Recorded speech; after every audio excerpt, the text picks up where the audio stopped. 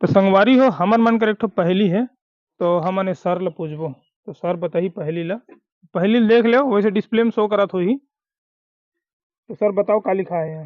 पा दो 1/2 जी 1 का 1/2 रा है। तो संगवारी हो पा 1/2 जी का 1/2 रहा है ना जी। हाँ। अच्छा से वो मंथन करना।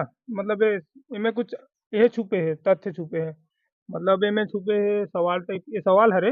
एकर अर्थ निकालना है तोला। नहीं पता। एक घाव सोच के देख, एक घाव पढ़ दे ले। पा दो 1/2 जी 1 का 1/2 रा है। तो संगवारी हो, तो तुमन ला समझ आत हुई, तो फिर एकर आंसर तुमन हाँ कमेंट में बताहू। मोला इंतजार रही एकर ओकर का बोलते आंसर के ना जी। तोले को समझ नहीं आते, नहीं। तेला समझ